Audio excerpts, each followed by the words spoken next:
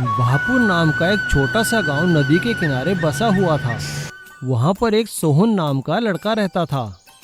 वो बहुत ही होशियार था। स्कूल से पढ़ाई पूरी करने के बाद वो शहर काम करने के लिए चला गया। उसकी एक खनिज निकालने वाली कंपनी में नौकरी लग गई। वो अपनी कंपनी के साथ जगह जगह जाता और धरती के नीचे छुपे हुए खनिज पदार्थों का पता लगाता। अपनी मेहनत और लगन से सोहन अपने काम में काफ़ी माहिर हो गया था। अपने तजुर्बे की वजह से वो धरती में छुपे हुए खनिज का पता लगा लेता था, चाहे वो सोना, चांदी, कुछ भी हो। कई साल शहर में काम करने के बाद एक दिन जब सोहन अपने गांव बहापुर वापस आया तो उसे गांव की हालत देखकर बहुत अजीब लगा।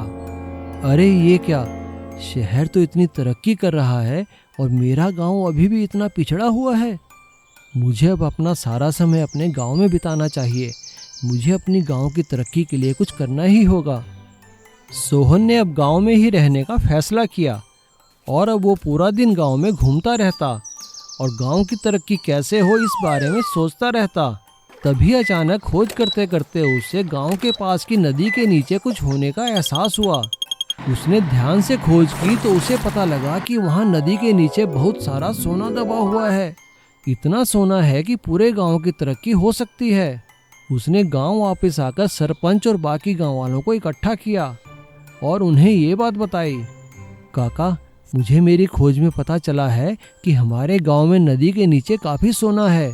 क्यों ना हम वो सारा सोना निकाल लें और उसे गांव की तरक्की के लिए इस्तेमाल करें। बेटा, तुम्हारी बात तो सही है, लेकिन अगर इस बात का पता शहर वालों को लग जाएगा तो वो सारा सोना ले जाएंगे। काका, कैसे पता चलेगा?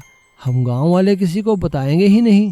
अरे बेटा, जब नदी में से सोना निकालेंगे तो उस पार से दिखेगा नहीं क्या?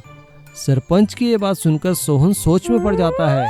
वो रात भर इस बारे में सोचता रहता है। तभी उसे एक आइडिया आता है। वो सुबह जाकर सरपंच को अपना आइडिया बताता है। काका, मैं एक ऐसा पाइप का पुल बनाऊंगा कि जिसके जरिए हम पानी में जाकर सारा सोना निकाल लेंगे और उससे किसी को पता भी नहीं चलेगा कि हम वहाँ क्या कर रहे हैं। बस मुझे आप गांव वालों का सहयोग चाहिए। सभी गांव वाले सोहन की बात मान लेते हैं। सोहन एक पाइप का पुल बनाता है। दिखने में ऐसा लगता है कि जैसे नदी का पानी खेतों में जा रहा हो, लेकिन उस पाइप के पुल के जरिए लोग नदी के नीचे से सोना निकाल लेते हैं और वो सारा सोना गांव की तरक्की में इस्तेमाल होता है। गांव में उस सोने को बेचकर पक्की सड़कें, हॉस्पिटल, स्कूल और बाकी कई विकास के कार्य किए जाते हैं। गांव के सभी लोग खुश हो जाते हैं क्योंकि उनका गांव पाइप पुल के जरिए निकाले गए सोने से तरक्की जो कर रहा था। सोहन बेटा, आज तुम्हारे कारण गांव तरक्की कर रहा है। ये तो आप गांव वालों का प्यार है काका। मैंने तो बस अपना एक फर्ज पूरा किया है, अपने गांव के लिए, अपनी मिट्टी के लिए। जादुई सोने के गाय मोटर बाइक। एक गांव में चतुर करके एक गरीब बच्चा रहता था। वह अपने माता पिता के साथ रहता था जो रोज की मजदूरी करते थे। चतुर रोज पैदल ही स्कूल आता जाता था। वह बहुत होशियार लड़का था और हमेशा गांव में फैली हुई गंदगी के बारे में सोचता था।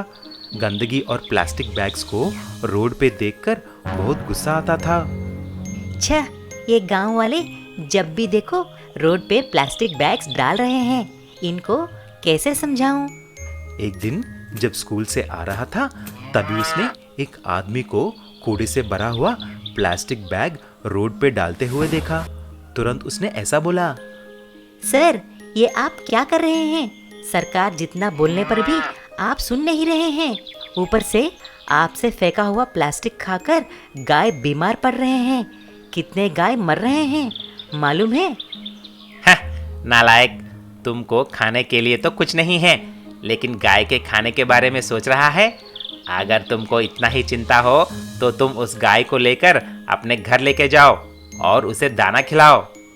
ऐसा बोलते ही चतुर उस गाय को घर लेके जाता है और उसके माता पिता को सारी बात बोलता है। तभी उसके माँ ने बोली, बेटा, हम रोज की कूली करने वाले हैं। हम इस गाय को चारा और दाना कैसे लेके आएंगे?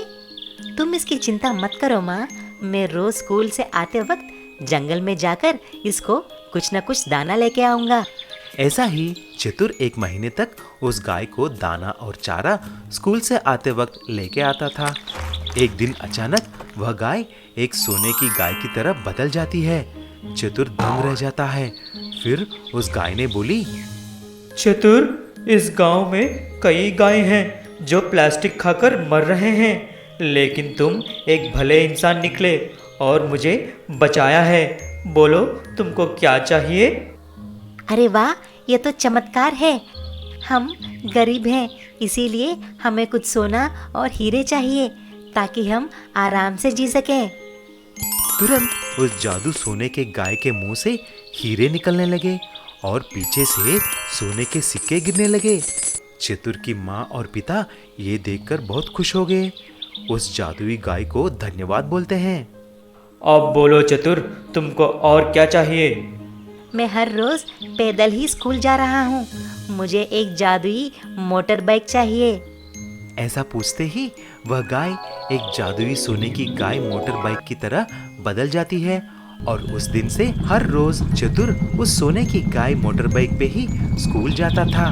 सारे गांव के लोग चतुर का गाय के ऊपर दिखाई हुई दया के लिए तारीफ करने लगे। ये कहानी है एक चालाक चिकन वाले की। शोलापुर नाम का एक गांव में शांतनु करके एक सेठ था।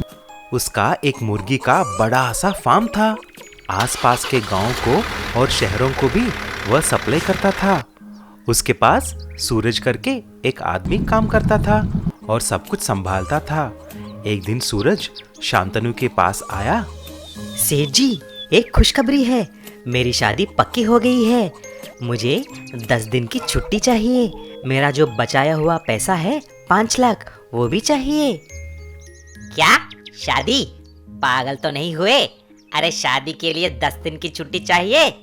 एक दिन ले ले। बस मंगलसूत्र पहनाकर आ जाना। और तुम्हारा किधर का 5 लाख है रे? दिमाग ठिकाने पे है कि नहीं? ऐसा मत बोलो सेठ जी, वह सब मेरे कमाए हुए पैसे हैं। कोई छुट्टी और पैसा नहीं मिलेगा। शादी करेगा तो बर्बाद हो जाएगा। चुपचाप काम करना यहाँ, नहीं तो तनख्वाह भी नहीं मिलेगी। अच्छा सुन, कल मेरे एक बड़ा सा क्लाइंट आ रहा है। 10,000 मुर्गियाँ खरीद रहा है। संभाल के मुर्गियाँ देना। सेठ ऐसा बोलकर वहां से चला जाता है। सूरज निराश होकर अपने दोस्तों के साथ दारू पीने के लिए चला जाता है। सूरज सेठ जी की सारी बात उसके दोस्तों को बोलता है। सूरज, मुझे मालूम है कि शांतनु सेठ ऐसा क्यों कर रहा है। उसको शादी से बिल्कुल नफरत है रे, क्योंकि उसकी बीवी उसको हर रोज बहुत बुरी तरह पीटती है। ये एक नंबर का बेकार आदमी है। बीवी होते हुए भी दूसरी लड़कियों के पास जाता था, इसीलिए रोज उसकी बीवी बहुत मारती है रे। ऐसा क्या? फिर तो उसको मजा चकाना ही पड़ेगा। एक काम करता हूँ, सेठ ने बोला कि कल 10,000 मुर्गियाँ खरीदने के लिए कोई आ रहा है। मैं सब मुर्गियों को रंग डालकर कहीं छुपा देता हूँ, तब आएगा मजा। ऐसा ही सूरज अगले दिन सारी मुर्गियों को रंग डालकर बगल की झोपड़ी में छुपा देता है। थोड़ी देर के बाद शांतनु उस आदमी के साथ आया जो मुर्गियां खरीदने वाला था। शांतनु ये देखकर चौंक जाता है कि उसके फार्म में एक भी मुर्गी नहीं थी। अरे ये क्या रे सूरज, मेरे सारे मुर्गियाँ कहाँ हैं?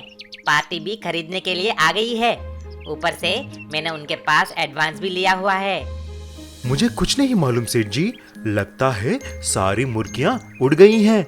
चलो ढूंढते हैं। ये सारी बात सुनकर शहर से आया हुआ आदमी शांतनु को बुरी तरह से पीटकर पूरा पैसा लौटाने के लिए बोलकर वहां से चला जाता है। क्यों सेठ जी, अब आया दिमाग ठिकाने पे? वहां पर देखिए, आपकी मुर्गियां रंग बिरंगी मुर्गियां। मैंने ही उनको छुपाया है। अब तो मेरे पैसे मुझे वापस कर दो। अरे यार, सबक मिल गई मुझे। ये लो तुम्हारे पैसे, और हाँ, शादी करके वापस आ जाना। फिर ऐसा कभी नहीं करूँगा। Long bridge. धर्मपुर गांव में नदी पर एक छोटा सा लकड़ी का पुल था, जिसे पार करके यात्री इधर से उधर आया जाया करते थे। वहां के लोगों का शहर जाने का वही एकमात्र साधन था। उसी गांव में यशोदा नाम की एक औरत रहा करती थी, जिसका बेटा गोपाल शहर में पढ़ाई किया करता था। और पढ़ाई खत्म होने के बाद उसकी शहर में बहुत अच्छी नौकरी लग जाती है। अपनी पहली कमाई से गोपाल एक बहुत अच्छी गाड़ी खरीदता है और उसे लेकर वो वापस गांव आता है। लेकिन पुल के पास आकर वो हैरान और दुखी हो जाता है, क्योंकि उसकी गाड़ी पुल के पार नहीं जा सकती थी। ये देखकर उसे बहुत गुस्सा आता है और वो गुस्से में अपने घर न जाकर सीधा प्रधान के घर जाता है। प्रधान काका नमस्कार। अरे आओ बेटा कृष्णा, कैसे हो? बड़े दिनों बाद आए शहर से। अब काका आप ही बताइए, मैं आऊं भी तो कैसे? मैंने इतनी तरक्की की है, लेकिन इस गांव में मैं अपनी गाड़ी भी नहीं ला सकता। मैं तो बस आपसे यही कहने आया था कि आप कुछ करते क्यों नहीं? अरे बेटा, मैंने सरकार को बड़ी चिट्ठियां लिखी है, हमारे गांव के लिए एक पक्का पुल बनाया जाए, लेकिन कोई सुनवाई नहीं होती बेटा। अब तुम जवान लोग ही कुछ कर सकते हो। वो ये सब देखकर हैरान था कि गांव ने अभी तक कोई भी तरक्की नहीं की है। लेकिन प्रधान काका, अगर कोई बीमार हो जाए तब आप क्या करोगे? यहाँ तो एम्बुलेंस भी नहीं आ सकती। अरे बेटा, इसी बात का तो रोना है। कई लोगों ने तो रास्ते में ही जान दे दी है, वो भी इस पुल की वजह से। प्रधान के मुंह से यह सब सुनकर वो बहुत उदास हो जाता है। तभी वहाँ एक औरत रोती हुई आती है। हाय राम हाय, मेरे बेटे को सांप ने काट लिया, कोई बचाओ, कोई इसे अस्पताल ले जाओ, अरे कोई हमारी मदद करो। उस औरत के साथ साथ गोपाल की माँ यशोदा भी वहाँ आती है। वो गोपाल को देखकर हैरान हो जाती है। अरे बेटा, तू कब आया और घर क्यों नहीं आया? यहाँ क्या कर रहा है? देख, ये बेचारी कैसे बिलख रही है। जानता है, इसके बच्चे को सांप ने काट लिया। अब इसे कैसे अस्पताल पहुँचाए, कुछ समझ नहीं आता। गोपाल ये सब देखकर हक्का बक्का रह जाता है। तभी अचानक वो बच्चे को गोद में उठाकर भागने लगता है और एक लड़के को अपना फोन देकर उसका वीडियो बनाने को कहता है। वो बच्चे को गोदी में लिए भागता है और भागते भागते पुल पार करता है और उसे अपनी गाड़ी में बैठाकर अस्पताल ले जाता है। धीरे धीरे उसका ये वीडियो वायरल हो जाता है और उसका वीडियो वायरल होते होते मंत्रियों और सरकार के बड़े बड़े अधिकारियों के पास भी पहुंच जाता है। लोग उनसे सवाल करने लगते हैं। सरकार में बैठे मंत्री शर्मिंदगी से बचने के लिए उस पुल के निर्माण का तुरंत आदेश देते हैं और इससे संबंधित एक चिट्ठी प्रधान के पास पहुंचती है। पुल के निर्माण कार्य का आदेश प्राप्त करके प्रधान बहुत खुश होता है। प्रधान चिट्ठी लेकर भागा भागा अस्पताल आता है और गोपाल से कहता है, कृष्णा बेटा, एक खुशी की खबर है। कहिए प्रधान जी, क्या बात है? बेटा, तुम्हारा वीडियो वायरल हो चुका है और सरकार ने तुम्हारे वीडियो को देखकर हमारे गांव में पक्का पुल बनाने का आदेश दे दिया है। बेटा, तुम्हारी जीत हुई। सरपंच काका, ये मेरी नहीं, ये पूरे गांव वालों की जीत है। गांव में पुल बनने का कार्य देखकर सभी गांव वाले राहत की सांस लेते हैं।